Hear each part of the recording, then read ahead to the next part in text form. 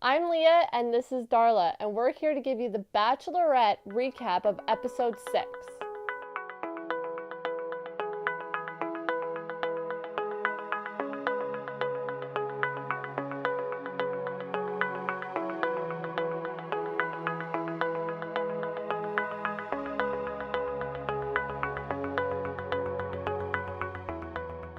So the first date was with Wells.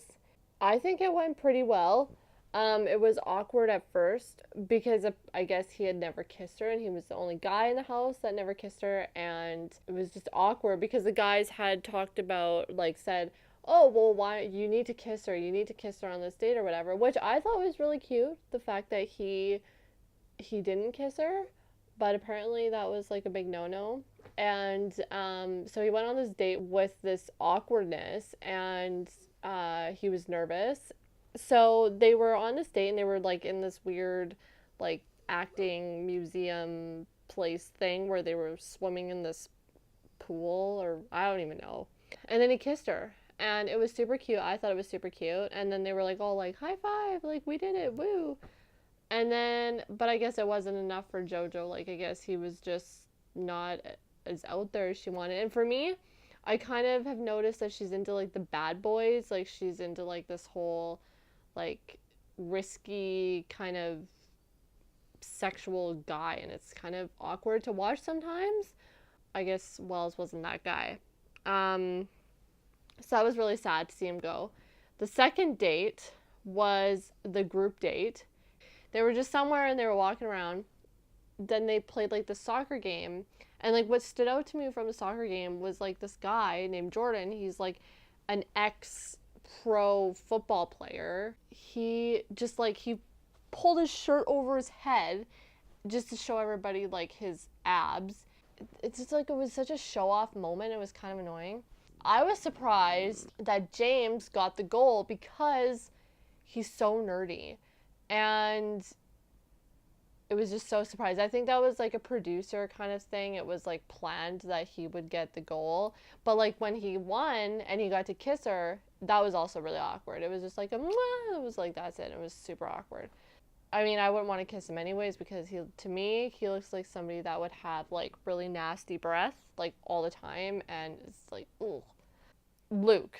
Okay, I love Luke. I think he's great, but like their scene of them kissing was just way too much. Like, they should have cut that down a little bit. The whole grabbing of the butt, it was really weird to watch. It kind of felt like I was watching a little bit of like a soft porn or something. And then the third date was the 2-on-1. So the 2-on-1 was good. I actually was rooting for Derek, and I thought that Derek would get the rose. Because he's so open, but he's really, really cocky. He wasn't like a front runner for me. He's not my favorite. He was so overly confident in himself that it was unattractive, and I don't know if Jojo had noticed that or not. He was just like, yeah, I got this in the bag. I'm gonna get this rose. And something about him really seemed like insincere. He's good looking, but there was just something off about him. And then all of a sudden, like, Chase just like opened up like out of nowhere. Like, I didn't even really know who this Chase guy was, and then he opened up and got the rose, and I was like totally surprised. I totally thought Derek was gonna get it. And then when like she had to say goodbye, and then they went and saw the opera singer, and like it was like really sad. Like, he was seriously crying, and I felt so bad for him. Um, and they made the whole thing just seem like super, super sad. During the group date, James, the guy with the bad breath, had decided to kind of throw Jordan under the bus by saying he was trying to be all like this football player when he's not. Like, he's like, oh, look at me, like, I'm so famous, and like, you do what I say. And he kind of threw him under the bus. But I do agree with Jordan where he did try to make himself like seem better. James comes across as like insecure with himself, which makes him not as attractive. There's just something about him, like, I feel like he's kind of a bit of a snake in some sort of way.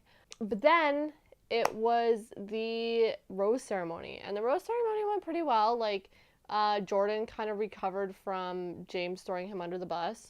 That was good, and it seemed pretty genuine and real. But then, oh my goodness, totally a mind. At the end, when Jojo had one rose, she like left. Like made it totally seem she wasn't picking any of the two guys that were left. She said to Chris Harrison, like, I can't give out this last rose. So he takes it from her and she goes back in with no rose. Like, oh my goodness, totally both guys are going home. And then Chris Harrison walks in and like puts a tray down of two roses. Like, oh my god, she's keeping both guys. Like everybody, like I was freaking out. I was like, holy shit. But yeah, so both guys are staying. And then next week, I think they're staying in Argentina still, but hometown dates are coming up. So next week is really important because she's going to really get down to the nitty gritty of whose family she wants to meet. So pretty excited about that. Now, my favorite out of all the guys that she has left is Luke.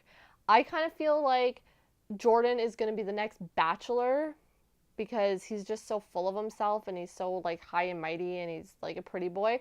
So I feel like he's going to be the next Bachelor, but we'll just have to see.